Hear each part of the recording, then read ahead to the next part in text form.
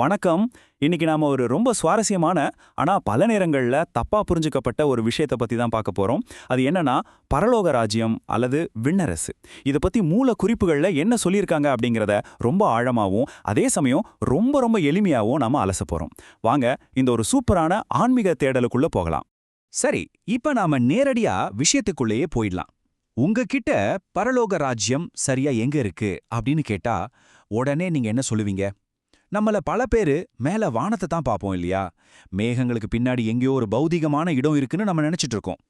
ஆனா குறிப்புகள் என்ன சொல்லுது தெரியுமா? அது முற்றிலும் ஒரு தவறான கட்டுக்கதை. பரலோக ராஜ்யம் அப்படிங்கிறது நம்ம கண்களால பார்க்கக்கூடிய ஒரு நிலப்பரப்பே கிடையாதுங்க. அப்போ அது எங்க தான் இருக்கு? இங்க தான் ஒரு சுவாரஸ்யமான விஷயமே இருக்கு.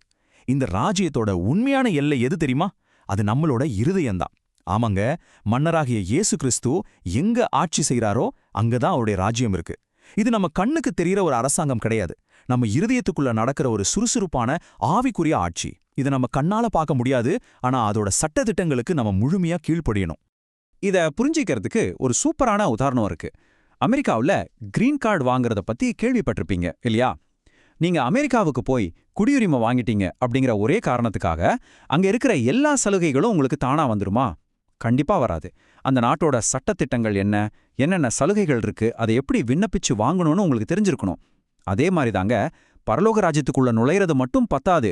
அதோட சட்டங்களை தெரிஞ்சுக்கிட்டு செயல்பட்டா மட்டும்தான் அதோட ஆசீர்வாதங்களை நம்ம முழுமையா அனுபவிக்க முடியும். இந்த ஒரு விஷயத்த நீங்க கேட்டீங்கன்னா உங்க சிந்தனையே முற்றிலுமா மாறிடும். அது என்னன்னா, இந்த உலகம் படைக்கப்பட்ட முதல் 5 நாட்கள்லயே மனிதனுக்கு தேவையான எல்லாத்தையுமே கடவுள் படைச்சு முடிச்சிட்டாரு.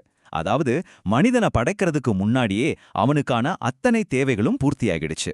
அப்போ ஏற்கனவே ஆன்மீக உலகத்துல இருக்கிற அந்த ஆசீர்வாதங்களை நம்ம கண்ணுக்கு தெரியற இந்த உலகத்துக்கு கொண்டு வரதுக்கு ஒரு கருவி வேணும் இல்லையா? அந்த கருவிதாங்க நம்மளோட விசுவாசம் அல்லது நம்பிக்கை. நாம புதுசா எதையுமே உருவாக்க போறதில்ல. ஏற்கனவே அங்க இருக்கிறத நம்ம விசுவாசத்தால பெற்றுக்கொள்ள போறோம். மத்தேயு நற்செய்தியில 6ஆம் அதிகாரம் 33ஆம் வசனம் இப்படி சொல்லுது: முதலாவது பரலோக ராஜ்யத்தையும் அவருடைய நீதியையும் தேடுங்கள், அப்பொழுது இவை எல்லாம் உங்களுக்கு கூட கொடுக்கப்படும். இதோட ஆழமான அர்த்தம் என்னன்னு யோசிச்சு பாருங்க. சாப்பாடு, துணிமணி, வீடு அப்படின்னு நம்மளோட உலக தேவைகளை விட கடவுளோட ராஜ்யத்தோட சட்டதிட்டங்களை தெரிஞ்சுக்கிறதுக்கு தான் நாம நம்ம வாழ்க்கையில முதல் முன்னுரிமை கொடுக்கணும். அதுதான் ரொம்ப ரொம்ப முக்கியம். சரி, அந்த வசனத்துல தேடுங்கள் அப்படின்னு ஒரு வார்த்தை இருக்குல்ல, அதுக்குள்ள என்னென்ன அர்த்தங்கள் ஒளிஞ்சிருக்குன்னு பாருங்க. ஒரு வேட்டை நாய் தன்னோட இலக்கை எப்படி குறி வச்சு விடாம துரத்தி செல்லுமோ அப்படி ஒரு தீவிரமான தேடல். சும்மா ஏதோ தேடுறோன்னு இல்லாம படிக்கிறது, மனப்பாடம் செய்யறது, புரிஞ்சுக்கிறது, ஆராய்ச்சி செய்யறது, கொஞ்சம் கூட சோர்வடையாம விடாமுயற்சியோட செயல்படுறதுன்னு இதுல 10 விதமான அர்த்தங்கள் இருக்கு. இது ஒரு சாதாரண தேடல் கிடையாதுங்க. இது ஒரு பேரார்வம் மிக்க முழுமையான அர்ப்பணிப்பு. இதை இன்னும் ரொம்ப தெளிவா சொல்லணும்னா, விமான நிலையங்கள்ல முன்னுரிமை வரிசை அல்லது ப்ரையாரிட்டி லேன் அப்படின்னு ஒன்று இருக்கும் பார்த்திருக்கீங்களா? அங்க சிலருக்கு மட்டும் எப்படி முதல் முன்னுரிமை கொடுக்கப்படுதோ, அதே போல நம்ம வாழ்க்கையில நம்ம பரலோக ராஜ்யத்துக்கு அந்த முதல் முன்னுரிமையை கொடுக்குறோமா? பல நேரங்கள்ல என் குழந்தைக்கு 12ஆம் வகுப்பு பப்ளிக் எக்ஸாம் இருக்கு, அது முடிஞ்சதும் நான் ஜபத்துக்கு வரேன் அப்படின்னு சொல்லி உலக காரியங்களுக்கு தான் நம்ம முன்னுரிமை கொடுக்குறோம். நம்ம வாழ்க்கையில கடவுளுக்கு அந்த முதல் இடத்தை நாம பல நேரங்கள கொடுக்கறதே இல்ல அப்படிங்கிறத இது ரொம்ப அழகா சுட்டி காட்டுது. மறைஞ்சிருந்த புதையலையும் விலைமதிப்பற்ற முத்தையும் கண்டுபிடிச்ச ஒரு வணிகரோட ஓமைய கொஞ்சம் நினைச்சு பாருங்க. அவர் அந்த முத்தை கண்ட உடனே தனக்குள்ள எல்லாத்தையுமே விற்று அதை வாங்கி கொள்கிறார். இப்போ உங்களே நீங்க ஒரு கேள்வி கேட்டுக்கோங்க. இந்த பரலோக ராஜ்யத்துக்கு நீங்க எந்த அளவுக்கு மதிப்பு கொடுக்குறீங்க? உங்ககிட்ட இருக்கிற எல்லாத்த விடவும் அதுதான் ரொம்ப ரொம்ப விலைமதிப்பற்றதுன்னு நீங்க உண்மையாவே நம்புறீங்களா? இங்க தான் நாம கவனிக்க வேண்டிய ஒரு முக்கியமான விஷயமே இருக்கு. இந்த ராஜ்யத்தை நீங்க சொந்தமாக்கிக்கணும்னா நீங்க நான் அப்படிங்கிற உங்க சுயத்தை முற்றிலுமா இழக்கணும். ஆமாங்க, உங்களோட சொந்த விருப்பங்கள், அந்த ஈகோ, தனிப்பட்ட ஆசைகள், இது எல்லாத்தையுமே 100% விட்டு கொடுக்கும் பொழுதுதான் உங்களால பரலோக ராஜ்யத்தை முழுமையா சுதந்திரத்துக் கொள்ள முடியும். உங்களை நீங்க எந்த அளவுக்கு குறைச்சிக்கிறீங்களோ அந்த அளவுக்கு கடவுளோட ஆட்சி உங்களுக்குள்ள பெருகுங்க. இந்த மதிப்பு அப்படின்னு பேசும்போது ஒரு சூப்பரான உதாரணத்தை நான் சொல்றேன். இறந்து போன ஒரு அப்பாவோட பழைய கை கடிகாரத்தை கடையில கொடுத்தா அதோட சந்தை மதிப்பு சும்மா ஒரு 100 ரூபாயா இருக்கலாம்.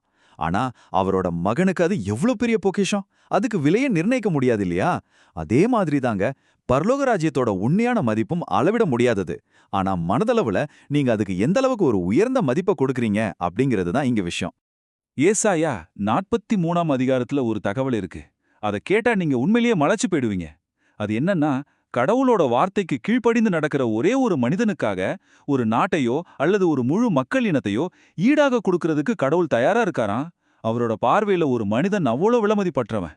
ஒரே ஒரு மனிதனுக்காக கடவுள் இவ்ளோ பெரிய மதிப்பு கொடுப்பாருன்னா நாம அவருடைய ராஜ்யத்துக்கு எவ்ளோ மதிப்பை கொடுக்கணும்னு கொஞ்சம் சிந்திச்சு பாருங்க. இந்த உலகத்தோட சட்டத்துக்கும் ராஜ்யத்தோட சட்டத்துக்கும் இடையில இருக்கிற ஒரு மிகப்பெரிய வித்தியாசத்தை இப்போ நாம பார்க்கலாம். உலகம் என்ன சொல்லுது? பணத்தை யாருக்கும் கொடுக்காத, பத்திரமா சேர்த்து வை, அப்போதான் நீ பணக்காரனாக முடியும் அப்படின்னு நம்மள மூளைச்சலவை செய்யுது.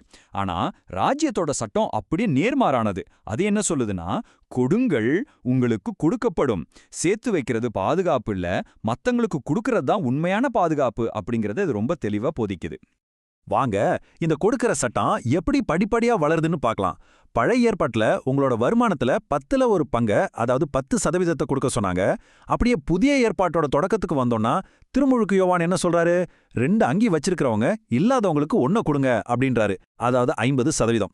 ஆனா இயேசு கிறிஸ்துவோட போதனைக்கு வந்தா அவர் என்ன சொல்றாருன்னா, ஒரு நண்பனுக்காக உயிரே கொடுக்கறதா மேலான அன்புன்னு சொல்லி 100% முழுமையா விட்டு கொடுக்கிற மனப்பான்மைய ஒரு சட்டமாவே மாத்திட்டாரு. இந்த 23 அப்படிங்கிற நம்பருக்கு பின்னாடி ஒரு ரொம்ப சோகமான உண்மை இருக்குங்க. மூலக்குறிப்புகள்ல ஒரு உண்மையான சம்பவத்தை சொல்லிருக்காங்க. ஒரு பெண்ணுக்கு சொந்தமா 23 வீடுகள் இருந்துச்சு, பல கோடி ரூபாய் சொத்து இருந்துச்சு, எக்கச்சக்கமான கார்கள் இருந்துச்சு. ஆனா அவங்களோட மனசுல ஒரு சின்ன துளி கூட நிம்மதியோ சமாதானமோ கிடையாது. உலகச் செல்வங்களை நாம எவ்வளவுதான் குவித்து வச்சாலும் அது ஒரு மனிதனுக்கு உண்மையான மன அமைதியை தரவே தராது அப்படிங்கிறதுக்கு இதுவே ஒரு பெரிய சாட்சி. இதையே ஒரு மதச்சார்பற்ற உளவியல் ஆராய்ச்சியில என்ன சொல்றாங்கன்னு கவனிங்க. உலகத்திலேயே ரொம்ப சந்தோஷமா இருக்கிற தொழில்கள் எவை அப்படின்னு ஆய்வு செஞ்சப்ப அதுல முதலாவது இடத்துல வந்தவங்க மதகுருமார்கள் மற்றும் துறவிகள், 2வது இடத்துல மருத்துவர்கள் மற்றும் செவிலியர்கள், 3வது இடத்துல ஆசிரியர்கள். இந்த பட்டியல் நமக்கு என்ன சொல்லுது? இவங்க எல்லாருமே தங்களுடைய வாழ்க்கைய மத்தவங்களுக்காகவும் சேவைக்காகவும் முழுமையா அர்ப்பணிச்சவங்க. இந்த ஆய்வோட தரவுகள் என்ன உண்மையை நமக்கு உணர்த்துதுன்னா, பெறுவதில சந்தோஷம் இல்ல, கொடுப்பதில்தான் உண்மையான இன்பம் இருக்கு. மத்தவங்களோட நல்வாழ்வுக்காகவும் முன்னேற்றத்துக்காகவும் நீங்க எதையாவது கொடுக்கும்போது மட்டும்தான் உண்மையான சந்தோஷத்தை அனுபவிக்க முடியும். இப்போ உங்ககிட்ட ஒரு கேள்வி. இந்த ராஜ்யத்தோட சட்டத்தை உங்க வாழ்க்கையில நீங்க எப்படி பயன்படுத்த போறீங்க? உங்களோட நேரத்தையோ அன்பையோ இல்லைன்னா ஒரு சின்ன உதவியோ மத்தவங்களுக்கு கொடுக்கறது மூலமா நீங்களும் அந்த உண்மையான நிம்மதியை தேடி பார்க்கலாம் இல்லையா? நாம இப்போ நிறைவு பகுதிக்கு வந்துட்டோம். புனித போனவென்ச்சர் சொன்ன ஒரு ரொம்ப ஆழமான சிந்தனையோட இதை நான் முடிக்க விரும்புறேன். உலகத்துல உள்ள எல்லாத்தையும் நீங்க தெரிஞ்சு வச்சிருந்தோம், கிறிஸ்துவ அறியலன்னா உங்களுக்கு ஒண்ணுமே தெரியலன்னு அர்த்தம். ஆமாங்க, உலகத்தோட எல்லா அறிவையும் செல்வத்தையும் நாம பெற்றிருந்தாலும் இந்த ஆன்மீக குடியுரிமையோட உண்மையான மதிப்பையும் சட்டங்களையும் நாம உணர்ந்துக்கலன்னா நம்ம தேடல்கள் எல்லாமே வீண்தான். நீங்க என்ன பண்றீங்க? உலகத்தின் பின்னாடி ஓடிக்கிட்டு இருக்கீங்களா? இல்ல உங்களுக்கு உண்மையான நிம்மதியை தரக்கூடிய இந்த உன்னதமான ராஜ்யத்தை நோக்கி பயணிக்கிறீங்களா? இந்த ஒரு கேள்வியை உங்ககிட்டே விட்டுட்டு நான் விடைபெறுகிறேன். ரொம்ப நன்றி.